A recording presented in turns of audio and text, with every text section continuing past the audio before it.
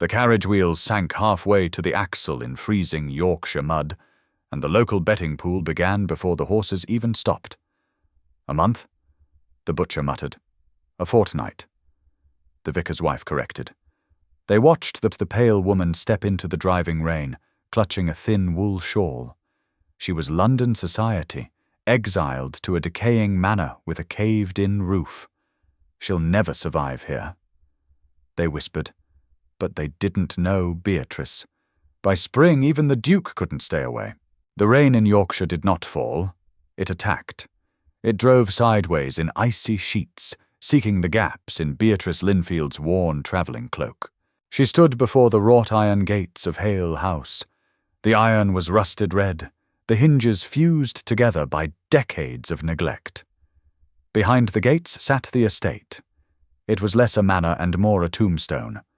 Ivy choked the stonework, creeping up to shatter the leaded glass windows.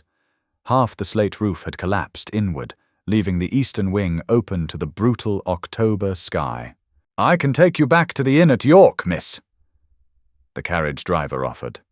His voice was muffled through a thick scarf, but the pity in his eyes was painfully clear. Beatrice looked at her gloved hands. The left thumb had a hole in it. "No," she said. Her voice was flat. "Unload the trunks. Leave them on the porch." There was no money for an inn in York. There was no money for a ticket back to London. There was, in fact, exactly £4.06 remaining to her name, sewn into the lining of her corset. Her father's debts had swallowed the rest. The townhouse, the silver, the paintings, the friends, all gone. Only Hale House remained, largely because the creditors deemed it utterly worthless. Beatrice pushed the gate. It didn't budge. She planted her leather boots in the mud, grabbed the iron bars, and shoved with her entire body weight. The rust shrieked. The gate gave way just enough for her to slip through. From the crest of the adjacent hill, Thomas Wycliffe, the Duke of Kelldale, watched the struggle. He sat atop a massive grey gelding, the collar of his riding coat turned up against the wind. "Is that the Linfield girl?" his steward, Mr. Finch, asked, squinting through the downpour. "It appears so," Thomas said. "Tragic. The house is uninhabitable, Your Grace.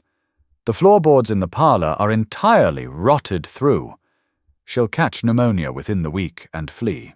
Thomas watched the small figure haul a heavy leather trunk up the cracked stone steps by herself, her boots sliding in the sludge. He felt a flicker of irritation. Thomas liked order. His estate, bordered by the ruin of Hale House, was pristine. He hated the sight of the decaying property on his horizon, and he hated the inevitable drama of a ruined aristocrat coming to weep over her lost fortune in his county. "Send word to the village," Thomas said, turning his horse away. "When she invariably begs for a carriage to take her to the train station, secure one. Put it on my account. The sooner she leaves, the sooner I can purchase that cursed plot of land from the bank." Down at the house, Beatrice finally managed to turn the heavy brass key in the front door.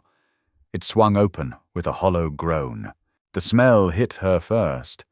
Damp earth, mold, and stale, trapped air. The foyer was a cavern of shadows. Water dripped methodically from the ceiling above the grand staircase, pooling on the cracked marble floor. Plink, plink, plink. She walked in. The cold inside was worse than the wind outside. It was a settled, heavy chill that seeped immediately into her bones. She found the drawing room. The furniture was draped in holland covers, grey with dust. A dead bird lay in the hearth. Beatrice did not cry. Crying burned calories, and she was hungry. She stripped off her soaked cloak and threw it over a dusty chair. She walked to the fireplace, grabbed the fire iron, and unceremoniously scooped the dead bird out of the hearth, tossing it out a broken window. She needed wood. She needed a fire. By nightfall, the villagers in the local tavern were already placing wagers. They knew the state of Hale House. They knew she had come alone, without a maid. without a footman. "London girl," the blacksmith said, taking a long pull of his ale. "Soft hands, she'll be gone by Tuesday." Up at the manor, Beatrice knelt on the stone hearth. Her hands were black with soot, her fingernails chipped. She had broken up a rotten chair from the hallway for kindling. The flint and steel sparked, catching the dry splinters. A small orange flame licked upward. Beatrice leaned close, blowing gently. The fire caught. She sat back on her heels, shivering violently, and watched the light push back the shadows of the ruined room. It was a miserable, terrifying place.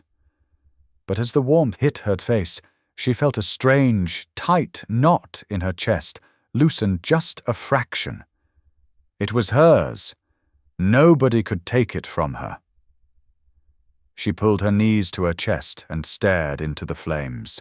"Tuesday," she whispered to the empty room, mocking the voices she knew were talking about her. "We'll see." November brought a frost that turned the mud to iron. The village lost its bets. Tuesday came and went. Then a fortnight. Then a month. Beatrice Linfield did not leave. She became a ghost story in the village of Oakhaven. The baker's boy reported seeing her hauling buckets of water from the ancient well at dawn.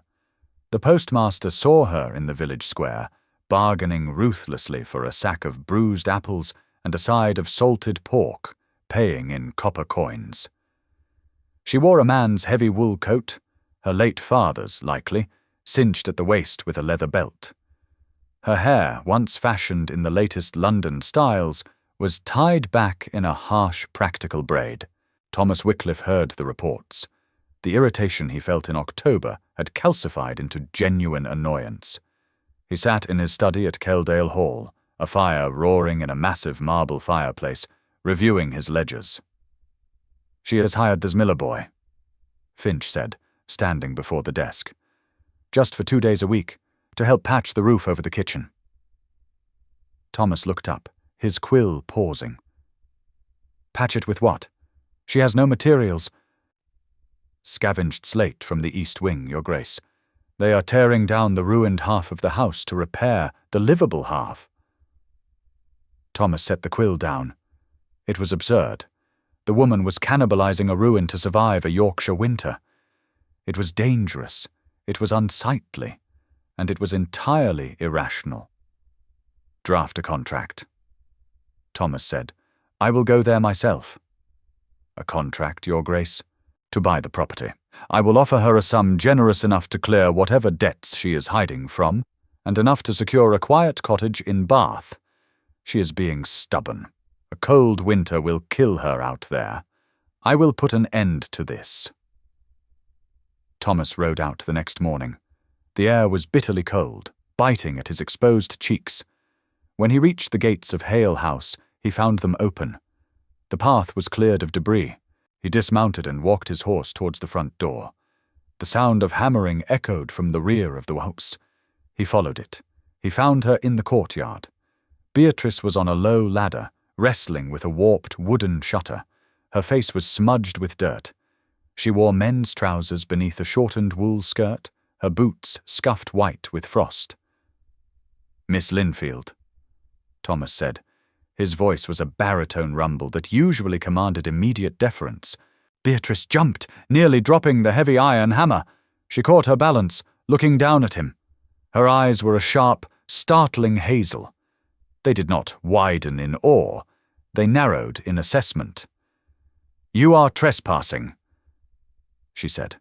Her voice was raspy, unused to polite conversation. "I am the Duke of Kelldale," Thomas replied, expecting the title to do the heavy lifting. "That does not make you less of a trespasser, Your Grace. It just means you own better boots to do it in." Thomas blinked. He wasn't used to being spoken to like a vagrant. "I have come to offer a way out." He pulled the folded parchment from his coat pocket. "I am aware of your situation. This house is a hazard. I am prepared to purchase the land and the estate for £800. It is more than the market value." Beatrice climbed down the ladder. She didn't bother dusting off her hands. She stood before him, barely reaching his shoulder, yet she held her ground. £800, she repeated. Enough to return south, to live comfortably. She looked at the parchment in his gloved hand. Then she looked at his immaculate riding coat, the sheer quality of the wool, the arrogance in his jaw.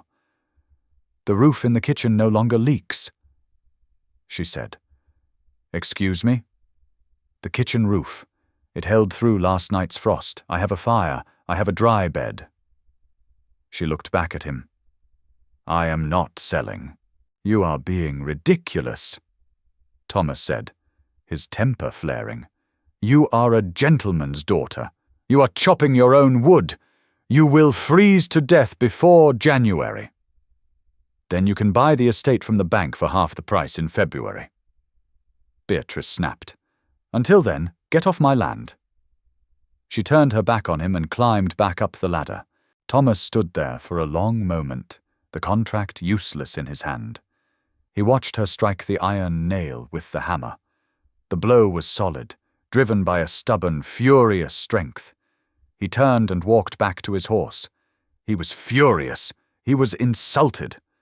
But as he rode back to the warmth of Kelldale Hall, he realized he could not stop thinking about the fierce, dirt-smudged face of Beatrice Linfield. He had expected a weeping socialite. He had found a feral creature guarding her den. December fell upon Yorkshire like a hammer. The skies turned a bruised purple, and the snow began. It started as a light dusting, but quickly escalated into a blinding white squall. Thomas was riding back from a magistrate meeting in the Magstund when the storm broke. The wind howled, driving the snow horizontally. Within 30 minutes, the road was gone. The world was nothing but a shrieking, freezing white void. His horse stumbled, exhausted and panicking. Thomas knew the landscape perfectly, but even he was disoriented. He realized with a cold jolt of dread that they were closer to Hale House than Kelldale Hall. He didn't have a choice. He urged the struggling horse towards the faint, dark silhouette of the ruined manor through the trees. By the time they reached the courtyard, Thomas was numb to the bone, his eyelashes frozen together. He tied the horse in the surprisingly dry and wind-blocked remains of the old stone stables, throwing his own heavy riding blanket over the animal. Then he waded through the knee-deep drifts to the back door of the house. He hammered his gloved fist against the heavy oak. Nothing. He hammered again, harder. Miss Linfield, open the door. The lock clicked. The door opened a crack, revealing Beatrice. She held a heavy iron poker in one hand, ready to swing. When she saw him, covered in snow and shivering violently, her defensive stance dropped. She didn't gloat. She didn't ask questions. She grabbed his arm and hauled him inside, throwing her weight against the door to shut it against the howling wind. Thomas stood in the kitchen, teeth chattering, snow melting in puddles around his boots. The room was unrecognizable from the damp tomb it had been in October. A massive fire roared in the large stone hearth, throwing out waves of intense heat. Thick, mismatched rugs covered the drafty stone floor. The windows were heavily boarded from the inside to block the cold. It wasn't elegant, but it was a fortress against the winter.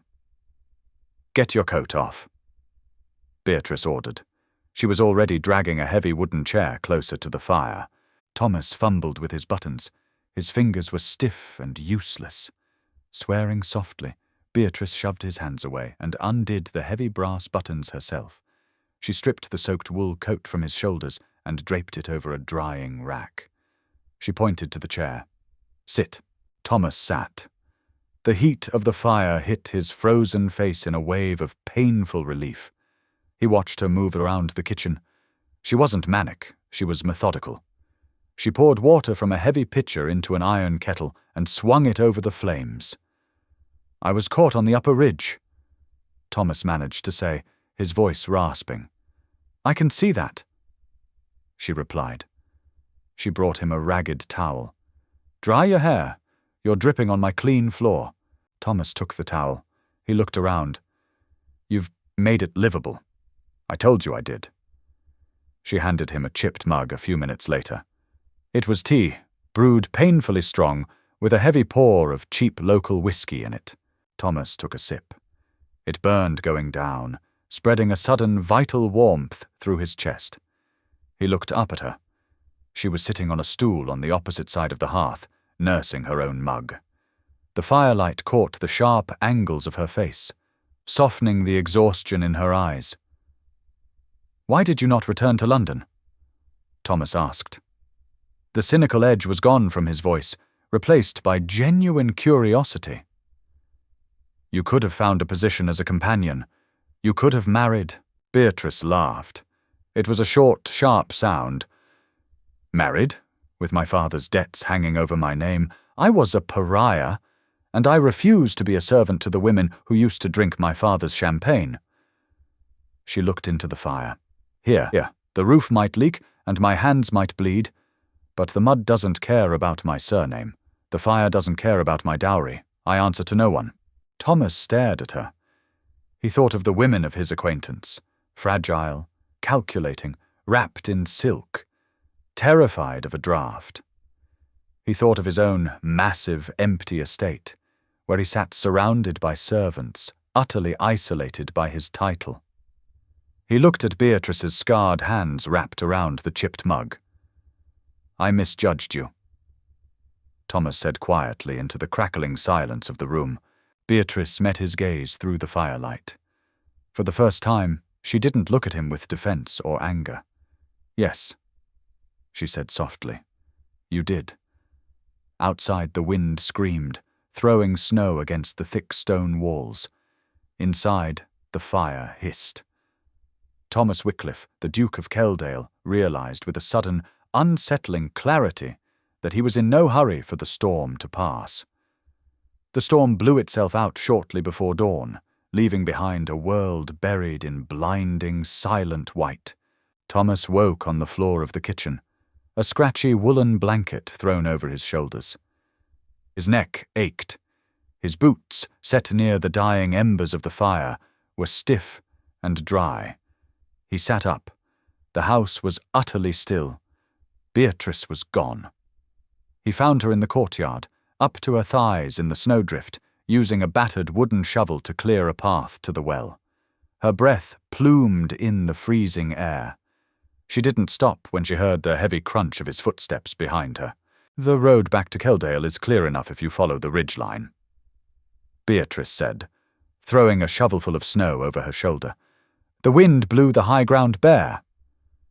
Thomas watched the flecks of her shoulders under the oversized coat. She was exhausting to look at. She operated on a relentless, frantic energy that suggested if she stopped moving, she would simply die. "You should have woken me to do that," he said. Beatrice leaned on the shovel. She turned to look at him, her face flushed from the labor. "It is my well, your grace. It is my snow. I do not require a duke to clear my walkway. Pride is a heavy coat, Miss Linfield, but it will not keep you warm." "It has kept me alive thus far." He didn't argue. He went to the stables, saddled his restless gelding, and rode back to his sprawling, perfectly heated estate. The contrast was a physical blow. Kelldale Hall smelled of beeswax, roasted meats, and old paper. Hale House smelled of desperation and wood smoke. 3 days later, the thaw began. The snow collapsed into grey slush, and the village of Oakhaven returned to its ordinary, brutal rhythm. Thomas was at his desk when Finch entered. The steward looked uncomfortable. "Well?" Thomas asked, looking up from his ledgers. "It is regarding the Linfield estate, your grace. The parish rate collector, Mr. Grimsby, paid a visit to Hale House this morning." Thomas set his pen down. The ink pooled on the page. "She owes taxes." Her father owed them. Arrears from the last 5 years. The bank left the debt with the property. Grimsby is threatening to seize movable goods by Friday if she cannot produce £12. £12. To Thomas it was the cost of a new saddle. To Beatrice it might as well have been a king's ransom. If Grimsby took her tools, her winter stores, or the furniture she had dragged into that kitchen, she was finished. The winter would kill her. Pay it, Thomas said immediately. Your Grace, if I may. Finch hesitated. Miss Linfield is fiercely independent. If she learns you paid her debts, she will likely throw the receipt in your face. Thomas stared at the fire. Finch was right. Beatrice would see it as pity. She would see it as the trap of an aristocrat trying to buy her compliance, forcing her out of her home through indebtedness rather than a direct sale. Then we will not pay it, Thomas said smoothly. We will conduct business. Does she not possess a stretch of woodland bordering my northern pasture? The Blackwood copse, yes. It is mostly rotted elm and scrub oak, worthless for timber. I have a sudden, desperate need for rotted elm, Thomas said, pulling a blank sheet of paper toward him. Draft a contract of purchase for the timber rights of that copse. Offer her £20. Send the estate lawyer to present it, not you. Make it look entirely bureaucratic. Tell him to say Kelldale requires poor quality wood for the tenant kilns. Finch bowed. Very clever, Your Grace. It worked. For 48 hours. On Thursday afternoon, the doors to Thomas's private study flew open without a knock. Beatrice stood in the threshold. She was coated in a fine layer of spring mud. She held a crumpled piece of heavy parchment in her right fist. Behind her, a very flustered footman was stammering apologies. Thomas held up a hand, waving the footman away. The heavy oak doors clicked shut, leaving them alone. Beatrice marched across the Persian rug and slammed the parchment onto his mahogany desk. It was the timber contract. "Do you think I am an idiot?" she demanded. Her voice shook with a furious, tight rage. Thomas leaned back in his leather chair. He kept his face entirely blank. "I think you are trespassing in my private study, Miss Linfield. I walked the northern copse this morning," Beatrice said, planting her hands on his desk and leaning over it. She smelled of rain and wet wool. "There is no timber there. There is barely enough brush to start a hearth fire. And I spoke to your tenant farmers. They don't use wood kilns. They use coal." Thomas said nothing. "You bought my debt from Grimsby," she accused, her hazel eyes blazing. "You used a fake contract to slip me money so I wouldn't lose my tools. Why?" "It was a strategic investment," Thomas replied coldly. "A seized, abandoned property on my border attracts squatters. I prefer you to a family of vagrants." Liar. The word hung in the air, sharp and dangerous. No one called the Duke of Kelldale a liar. Thomas stood up. He was a full head taller than her, broad-shouldered and imposing. But Beatrice didn't flinch. She tilted her chin up, refusing to give an inch of ground. "I am not a charity case," she said, her voice dropping to a harsh whisper. "I do not want your pity. I do not want your money. If I fall, I will fall on my own." "You are a fool," Thomas fired back, his own temper finally fracturing. "You are starving yourself to prove a point to ghosts. Your father is dead. High society has forgotten you. The only person you are fighting is yourself. I offered you £20 so you wouldn't freeze to death, and you throw it back in my face because you are too arrogant to accept help." "It isn't arrogance, it is survival!" Beatrice shouted, slamming her hand on the desk. "If I take your money, I owe you. If I owe you, you own a piece of me. And I promised myself the day I walked through those rusted gates that no one would ever own me again." The silence that followed was deafening. The only sound was the crackle of the fire and Beatrice's ragged breathing. Thomas looked at her, really looked at her. He saw the sharp lines of her cheekbones, hollowed out by months of rationing. He saw the defensive terror hiding just beneath her fury. She wasn't fighting him. She was fighting the helplessness that had destroyed her family. Slowly, Thomas reached across the desk. He picked up the crumpled contract. He didn't tear it up. He smoothed it out flat. "The contract is for timber rights," Thomas said, his voice dropping to a calm, steady rhythm. If there is no timber, you must supply an equivalent value in labor. That is the law of the contract. Beatrice eyed him suspiciously. Labor. My head gardener requires assistance clearing the southern orchard. The brush is thick, the work is miserable, and I refuse to pull my stable boys from their duties to do it. You owe me £20 worth of labor. 2 days a week, until the debt is cleared. At standard village wages, that will take you until July. He pushed the contract back toward her. That is my offer, Miss Linfield, an honest debt paid in honest sweat. No pity, no charity. Do we have the bargain, or will you let Grimsby take your kitchen chairs tomorrow? Beatrice stared at the paper. Then she looked at Thomas. The fury in her eyes slowly gave way to a grudging, weary respect. I will be here on Tuesday, she said flatly. Have the head gardener leave a scythe out. She turned and walked out of the study, leaving muddy boot prints across his priceless rug. Thomas watched her go, a faint, unfamiliar smile tugging at the corner of his mouth. Spring in Yorkshire did not arrive with gentle breezes and blooming flowers. It arrived as a violent, muddy assault. The frost heaved out of the ground, turning the fields into bottomless bogs of brown sludge. Beatrice hated it. The winter had been cruel, but it had been clean. The cold was an enemy she understood. The mud was insidious. It coated her boots, stained her skirts, and made every physical task twice as difficult. It was late April. She was in the small patch of land behind the kitchen, attempting to turn the soil for a vegetable garden. She had traded one of her last silver spoons in York for seed potatoes, carrots, and hardy cabbage. The earth was unforgiving. It was choked with rocks and the thick, stubborn roots of neglected weeds. She drove a heavy iron spade into the dirt, put her full weight onto the footrest, and hauled backward. A root snapped with a sound like a pistol shot, sending her stumbling back into the muck. She sat in the dirt, her chest heaving, wiping a smear of mud from her forehead with the back of a blistered hand. Your form is terrible. Beatrice didn't even jump.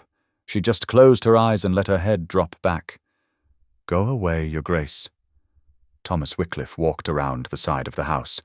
He wasn't wearing his tailored riding coats today. He wore heavy canvas trousers, a linen shirt with the sleeves rolled up to his elbows, and boots that looked like they had actually seen a day's work.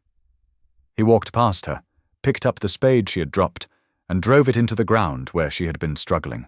What are you doing? Beatrice asked, scrambling to her feet. You owe me labor, Miss Linfield. I am merely ensuring my investment does not starve to death before she clears the orchard. He threw his weight onto the spade. The muscle in his forearms flexed against the linen. With a heavy grunt, he levered a massive, gnarled rock out of the soil. Beatrice stood paralyzed. The Duke of Kelldale was digging in her miserable garden plot. I don't need your help, she said automatically, though her voice lacked its usual bite. She was too tired. I know, Thomas said, not looking up. He moved to the next section of earth. But I have spent the last 6 hours reviewing tenant complaints about a broken mill wheel and arguing with my steward about the price of sheep feed. I require the mindless satisfaction of hitting dirt with a shovel. You are providing the dirt.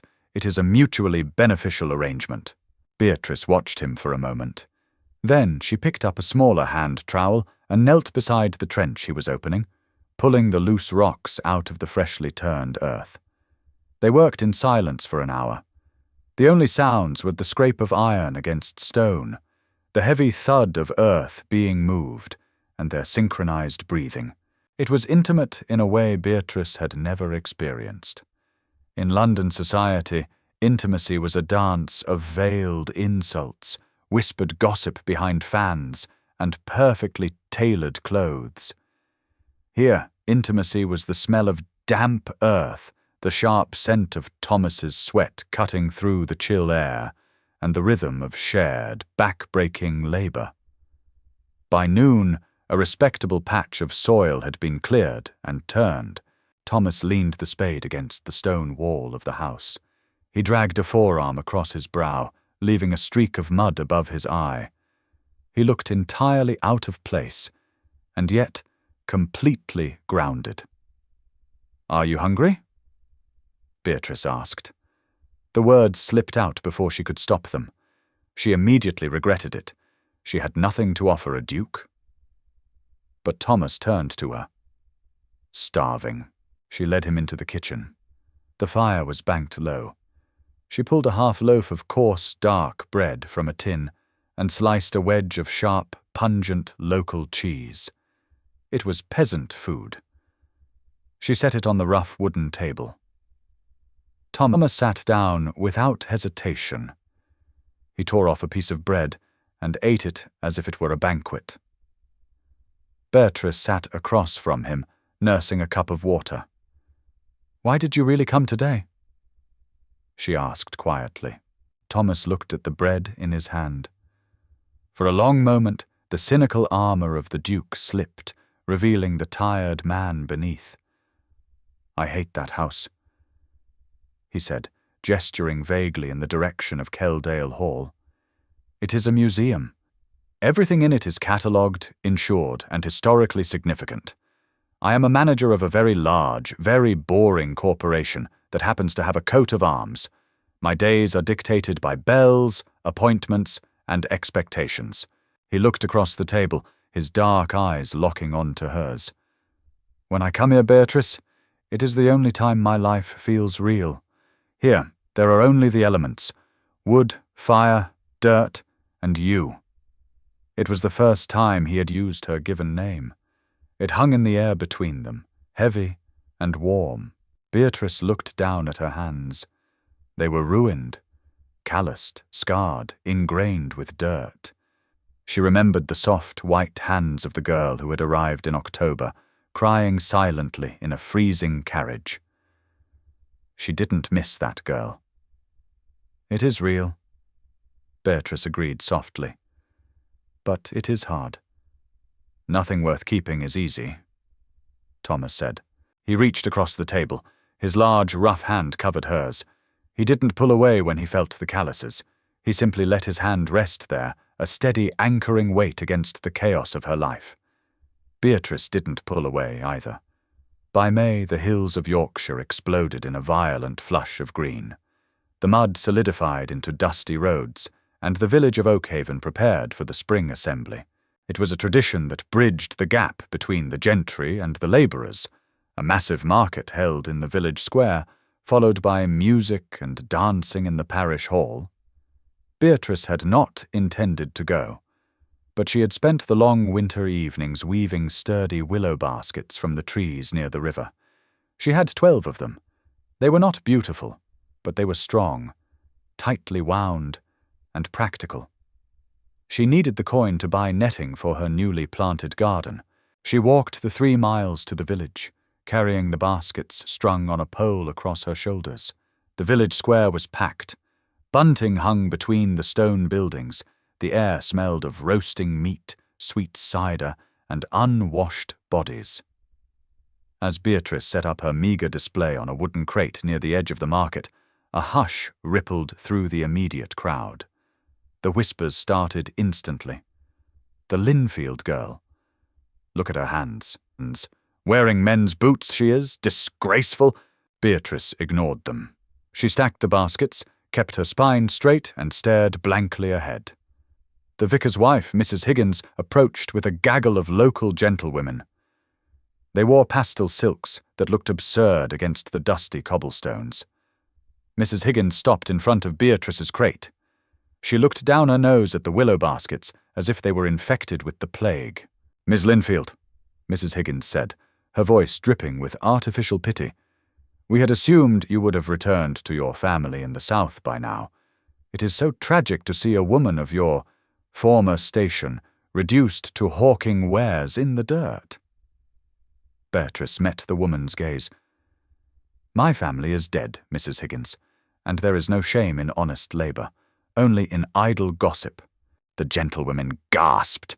Mrs. Higgins's face mottled with rage. "You insolent creature! No decent person in this village will buy your rubbish.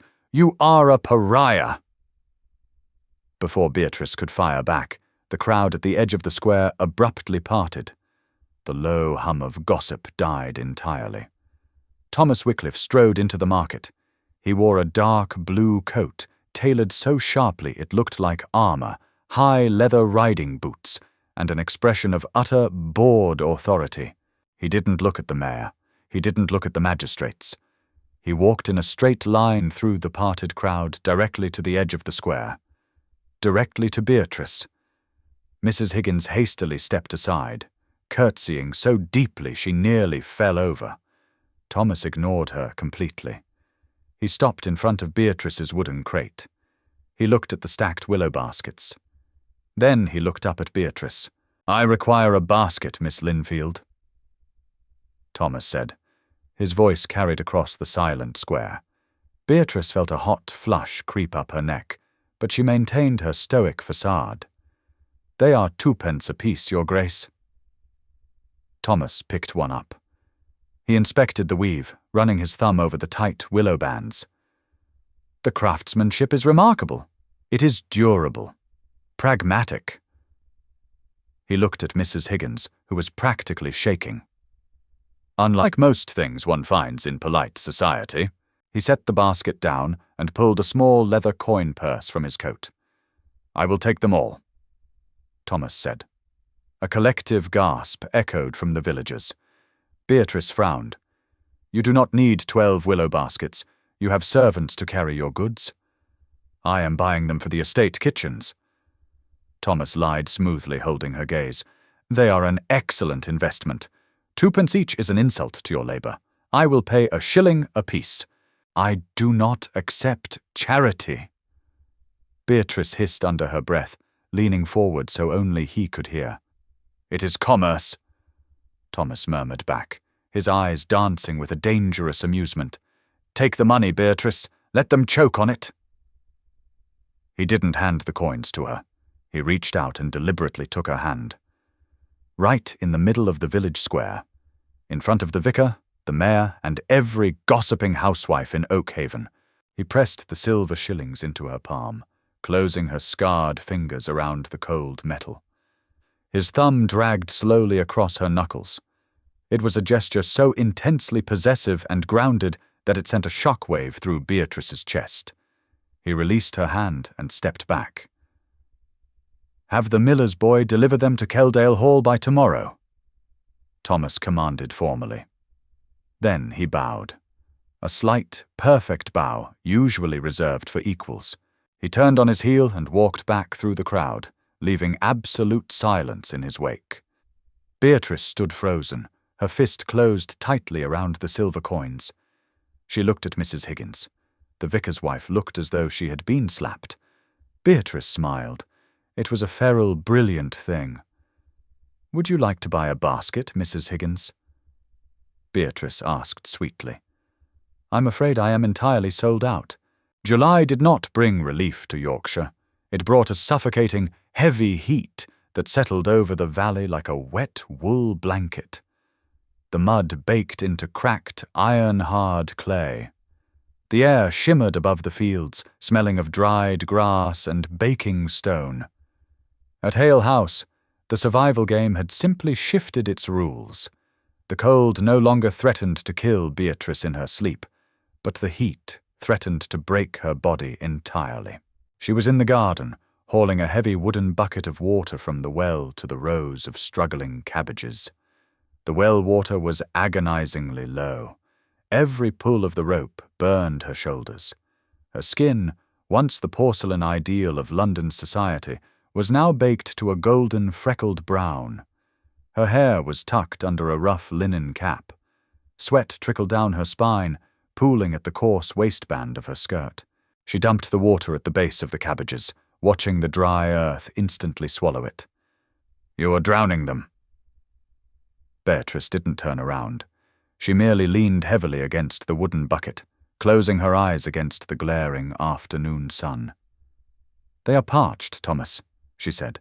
Thomas Wycliffe stepped out from the shade of the ruined eastern wall. Over the past 2 months, the Duke of Kelldale had become an inescapable fixture at Hale House. He did not arrive in carriages. He rode over on a temperamental roan mare, usually shedding his formal coat before he even cleared the rusted iron gates. "The topsoil is baked," Thomas said, coming to stand beside her. He wore a simple linen shirt, unbuttoned at the collar, the fabric clinging to the sweat on his chest. If you pour water directly on top, the sun evaporates it before the roots drink. You have to dig a trench alongside the row. Let it seep under.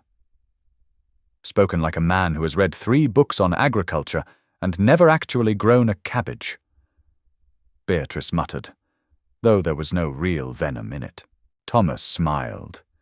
It was a slow, unguarded expression that he reserved entirely for this ruined courtyard. He took the wooden bucket from her hands. "Show me the spade." They spent the afternoon trenching the garden. They worked in a rhythm that required no conversation. The Duke of Kelldale, who commanded hundreds of tenants and sat in the House of Lords, spent 3 hours on his knees in the dirt, digging shallow canals for a woman who technically owned nothing. They didn't define what this was. The cynicism in Beatrice's chest warned her daily that it was a temporary madness on his part. Aristocrats loved a novelty.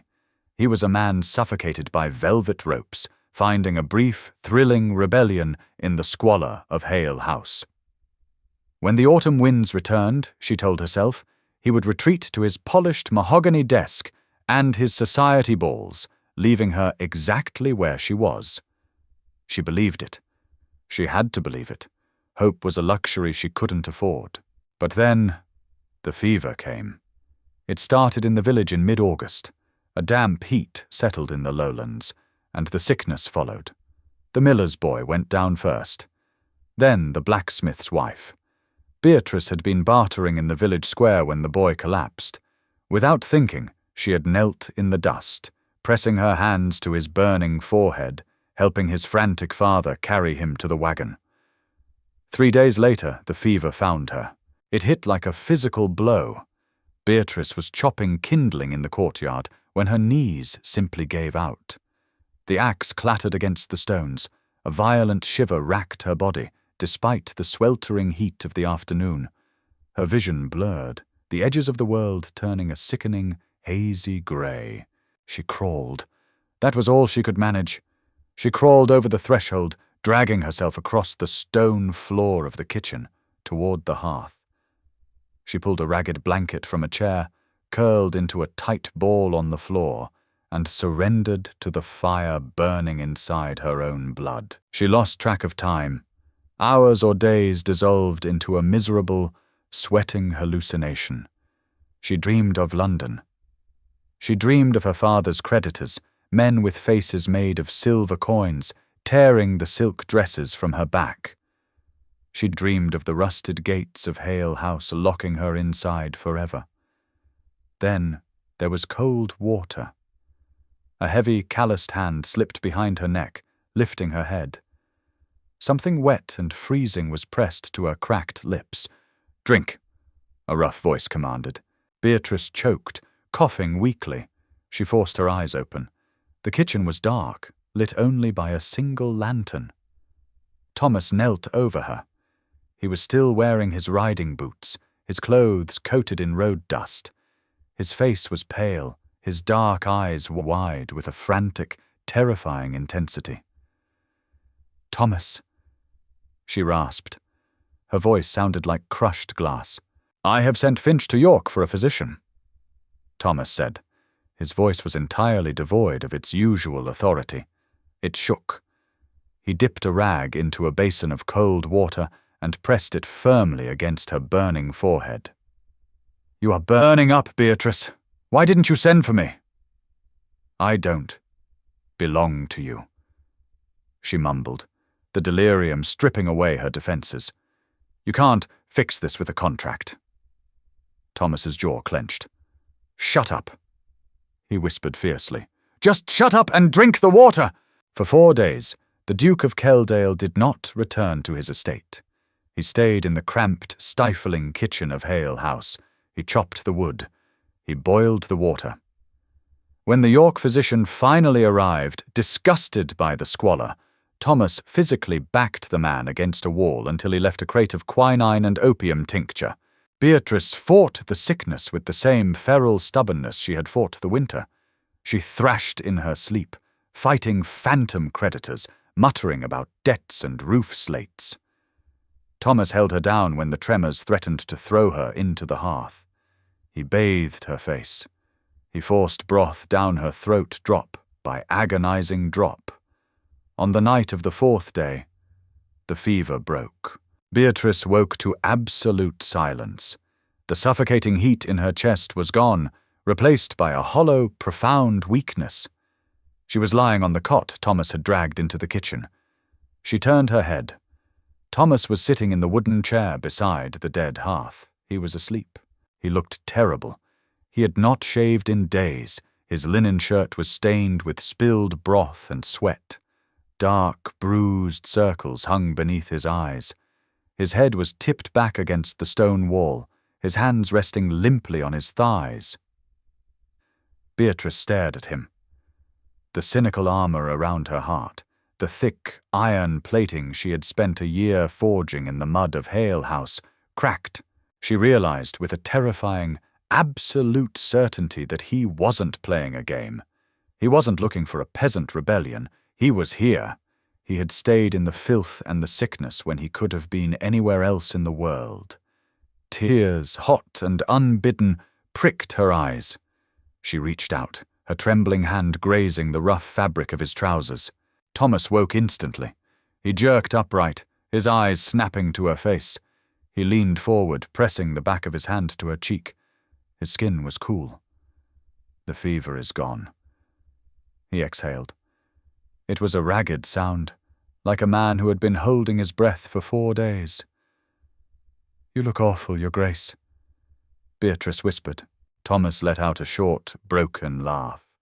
He dropped his forehead against the edge of her cot, his hand wrapping tightly around her thin fingers. "You terrified me," he murmured into the blanket. "You absolute, stubborn fool. You terrified me." Beatrice didn't pull her hand away. She let him hold it, staring up at the cracked, water-stained ceiling of Hale House, knowing that she had survived the fever. But she was doomed in an entirely different way. She was in love with him, and in her world, love was just another debt she could not afford to pay.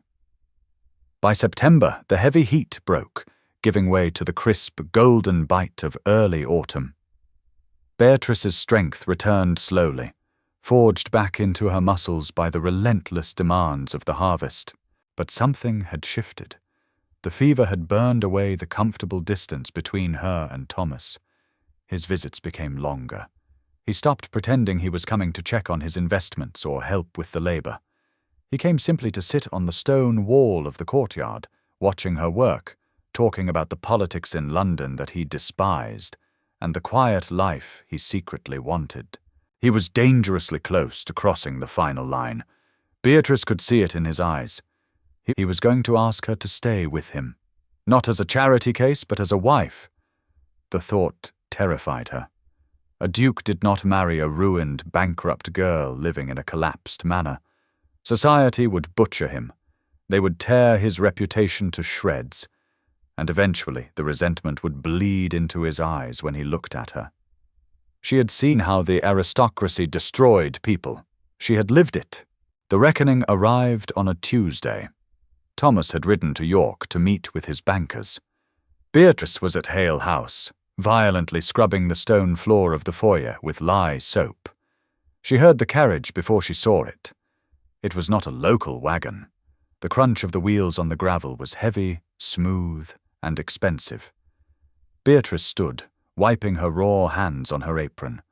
She walked to the front door and pulled it open. A magnificent black lacquered carriage with gold crests sat in the courtyard. The driver, wearing pristine livery, hopped down and opened the door. 2 people stepped out into the mud. The first was a woman in her late 50s, wrapped in a travelling cloak of deep plum velvet. Her face was sharp, aristocratic, and utterly devoid of warmth. Lady Agatha Wickliffe, Thomas's aunt. The second was an older gentleman with a silver cane, Lord Croft, one of the most powerful political brokers in the House of Lords. They did not look at the ruined state of Hale House with pity. They looked at it with active disgust. Beatrice stood on the steps. She wore her father's oversized coat, her skirts hemmed above her ankles, her boots caked in fresh mud. She knew exactly what she looked like to them. She looked like a feral dog. Lady Agatha stopped at the base of the steps. She did not introduce herself. She didn't need to. "Miss Linfield," Agatha said. Her voice was like a razor dragging across glass. "I had heard rumours in London that you were still alive, squatting on this miserable plot of land. I assumed they were exaggerated." "Lady Agatha," Beatrice replied evenly, keeping her chin up. "To what do I owe the displeasure?" Lord Croft stepped forward, leaning on his silver cane. "We do not have time for pleasantries, Miss Linfield. We are here regarding my nephew. The Duke is in York," Beatrice said. "We know!" Agatha snapped. "That is precisely why we are here now. Thomas has neglected his seat in the Lords for months. He has ignored 3 summons from the Prime Minister. His estate manager reports he spends his days digging in the dirt of a ruined manor like a common labourer." Agatha's eyes swept over Beatrice, taking in the calloused hands, the sunburned face, the ragged clothes. "We know what you are doing." Beatrice let out a dry, cynical laugh. "And what am I doing exactly?" "You are a parasite," Agatha said coldly. "Your father gambled away his legacy, and you are trying to latch onto my nephew to save yourself. You are playing the tragic, independent heroine to ensnare a man who has always had a weakness for wounded things." The words hit Beatrice like physical blows, precisely because they echoed the darkest, most cynical fears she held about herself. "Thomas is the Duke of Keldale," Lord Croft added, his voice low and dangerous. "He is expected to marry Lady Victoria Sterling this winter, an alliance that will secure his political future.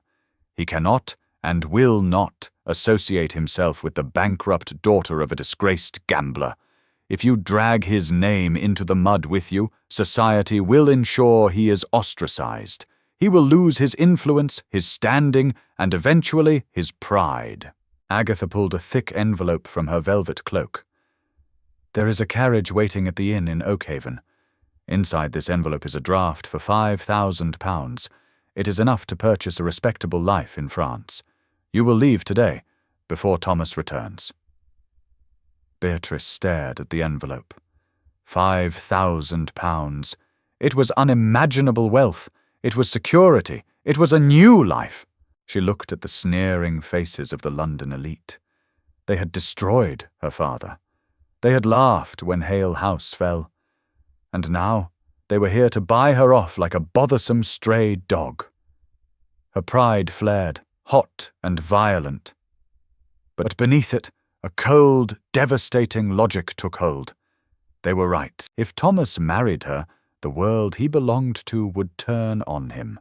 They would whisper behind their fans. They would isolate him in Parliament. And one day, sitting in his immaculate study at Keldale Hall, Thomas would look at her across the room and realize she had cost him everything. She could survive the cold. She could survive starvation, but she could not survive Thomas Wickliffe looking at her with regret. Beatrice stepped down from the porch. She walked directly up to Lady Agatha. She did not take the envelope. "Keep your money," Beatrice said, her voice dropping to a deadly, quiet register. "I don't want it." Agatha frowned, confused. "Then what do you want?" "I want you off my land," Beatrice said, her hazel eyes burning. "I am not leaving Hale House. This is my home, but you need not worry about your nephew. I have no intention of ruining a perfectly good duke." She turned her back on them and walked back up the steps. "Have a terrible journey back to London, Agatha." She slammed the heavy oak door shut. When Thomas rode into the courtyard 3 hours later, the London carriage was long gone. The air was crisp and still. He found Beatrice in the kitchen, sitting perfectly still at the wooden table. "I brought the ledgers from York," Thomas said, stepping into the room, his face bright with the chill wind. "The bank is willing to renegotiate the boundary lines. If we clear the western pasture, you need to leave, Thomas." The words stopped him dead. The warmth drained from his face as he took in her rigid posture, the blank, terrifying emptiness in her eyes. "What happened?" he asked, stepping toward her. "Nothing happened." Beatrice lied smoothly. It was the hardest thing she had ever done in her life. She forced the cynical, cold mask of the London socialite back over her face. "I am simply tired, Your Grace. The novelty has worn off." Thomas froze. "The novelty?" Beatrice stood up. She forced herself to look him in the eye without breaking. "Did you really think this was permanent? This arrangement? You playing the peasant, me playing the grateful charity case? It was a distraction, Thomas, a way to pass a miserable winter. But winter is coming again, and I am tired of playing games." Thomas stared at her, as if she had just driven a knife into his ribs. "You are lying." "Am I?" Beatrice let out a harsh, cruel laugh. "Look at this place, Thomas. Look at me. I am ruined. I have no dowry, no name, no future. What did you think was going to happen? Were you going to dress me in silk and parade me in front of the House of Lords? They would laugh you out of the room." "I don't give a damn about the House of Lords," Thomas shouted, the polished veneer of the Duke finally shattering. He crossed the room and grabbed her by the shoulders, his fingers digging into the thick wool of her coat. "I care about this, about you. We built this together. We built a vegetable garden." Beatrice screamed back, tears finally blurring her vision, though she fought them fiercely. "That is all. You have an empire, Thomas. You have a duty. And I will not be the stray dog you brought in from the rain to prove a point to your aunt and your political friends." Thomas recoiled as if burned. He dropped his hands. He stared at her, breathing heavily, searching her face for the woman who had held his hand during the fever, the woman who had laughed with him in the mud. She buried that woman deep. She gave him nothing but cold, cynical rejection. "Leave, Your Grace," Beatrice whispered, "and do not come back." Thomas stood in the silence of the kitchen. The betrayal in his eyes was absolute. It was a physical weight in the room. Slowly, the Duke of Kelldale returned. The warmth vanished from his posture. His spine straightened. His face turned to stone. "As you wish, Miss Linfield," he said, his voice completely devoid of emotion. He turned and walked out the door. Beatrice listened to the heavy thud of his boots on the stone, the creak of his saddle, and the galloping hooves fading into the distance. When the silence returned, complete and total, Beatrice finally collapsed onto the stone floor and wept until she threw up. Winter returned to Yorkshire with a vengeance. November brought ice. December brought blinding snow. But Hale House did not freeze this time. Beatrice had fortified it. The wood was stacked high in the courtyard. The root cellar was full of salted pork, potatoes, and winter squash. The roof over the eastern wing had been entirely sealed with heavy slate. She was safe. She was warm. She was surviving. And she had never been more utterly, devastatingly alone. The silence of the house was a physical torment. Without Thomas, the victory of survival tasted like ash. She spent the long, dark evenings staring into the fire, haunted by the memory of his laugh, the calluses on his hands, the way he had looked at her when he bought the willow baskets in the village square. She heard the rumours when she went to Oakhaven for supplies. The Duke of Kelldale had returned to London. He had resumed his seat in Parliament. He was seen at the winter balls. The natural order of the world had been restored. Beatrice told herself she had done the right thing. She had saved him. But the logic did nothing to stop the hollow ache in her chest. January passed. February brought the brutal, cracking frosts. March arrived with torrential, freezing rain that turned the valley back into a sea of mud. It was a Tuesday in early April. The frost had finally broken, leaving the courtyard of Hale House a treacherous swamp of brown sludge. Beatrice was on the roof of the stables. The winter winds had torn loose a section of the thatch, and she was patching it with bundled reeds. Her hands were numb, her breath pluming in the damp air. She didn't hear the horse arrive over the sound of the wind. She only noticed when the roan mare stamped its hoof in the mud below. Beatrice froze. She looked down over the edge of the roof. Thomas Wycliffe stood in the courtyard. He was not wearing his immaculate London coats. He was not wearing the velvet of the House of Lords. He wore a heavy, battered leather riding duster. He had a thick, unkempt beard that he had never worn before. His boots were buried inches deep in the Yorkshire mud. He looked up at her. He didn't say a word. Beatrice's heart hammered a frantic, terrifying rhythm against her ribs. She dropped the bundle of reeds. She scrambled down the wooden ladder, her boots slipping on the wet rungs. She hit the ground and stood 10 feet away from him, her chest heaving. "You're supposed to be in London," she said. Her voice cracked. "I was," Thomas said. His voice was rougher than she remembered. Deeper. "Why are you here?" Thomas reached into the inside pocket of his leather duster. He pulled out a folded sheaf of heavy parchment papers. They were sealed with red wax. "I spent the winter in London," Thomas said, stepping forward.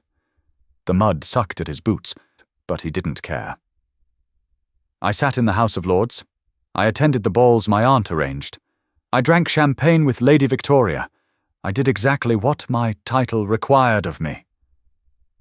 He stopped 5 feet from her, his dark eyes locked onto hers, burning with a fierce, uncompromising intensity. "And I hated every single second of it." He threw the parchment papers onto the wooden crate beside the well.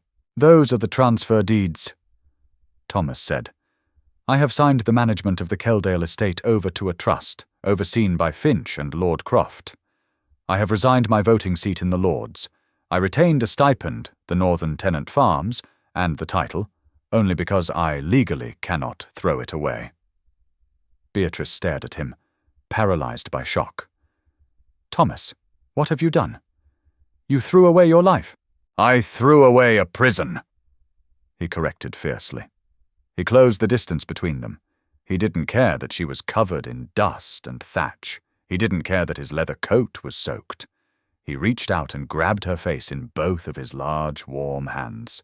"Agatha came to see you in September," Thomas said softly, his thumbs tracing the sharp lines of her cheekbones. "She confessed it to me in January when I was drunk and miserable in my study. She told me she offered you £5,000 to leave me, and you threw it in her face."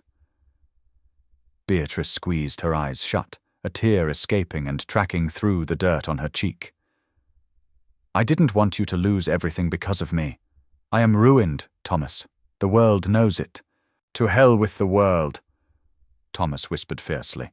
"Let them whisper. Let them gossip. They are ghosts, Beatrice. The only thing that is real is this." He pressed his forehead against hers. He smelled of rain, leather, and the cold Yorkshire air. It was the smell of home. "I don't want the estate," Thomas said, his voice breaking. "I don't want the society. I want the mud. I want the cold. I want the fire in the kitchen. I want you, Beatrice. You are the strongest, most terrifyingly stubborn creature I have ever met, and I cannot breathe in a world where I am not standing beside you." Beatrice opened her eyes. She looked into the face of the man who had seen her at her absolute lowest, in the freezing squalor of a collapsed house, and had chosen to stay. The cynical armor she had worn for 2 years shattered completely, falling away into the mud.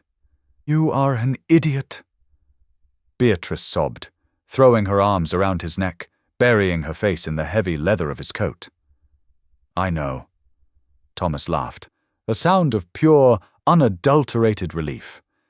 He wrapped his arms around her waist, lifting her off the ground, spinning her once in the freezing rain. He set her down and kissed her. It was not a polite, aristocratic kiss. It was desperate, bruising, and grounded in the dirt and the survival they had fought for. It tasted of rain and tears and absolute certainty. When they finally broke apart, Beatrice rested her head against his chest, listening to the steady, strong beat of his heart. She looked over his shoulder at the rusted iron gates of Hale House. They were still broken. The house was still scarred. The world outside still whispered. But as Thomas laced his fingers through hers, pulling her toward the warmth of the kitchen fire, Beatrice knew the truth. They had survived the winter. And by spring, the ruin was finally over. The fire at Hale House never went out again, and the whispers in society eventually faded into silence, replaced by the legend of the Duke who chose the mud over the monarchy. Thank you so much for joining me on this journey of survival, pride, and unapologetic romance. If Beatrice and Thomas's fierce, cynical love story resonated with you, please hit that like button. It helps more than you know. Share this video with fellow historical drama lovers who prefer their romance grounded and gritty. Don't forget to subscribe and ring the bell for more deeply human, defiant stories. See you in the next chapter.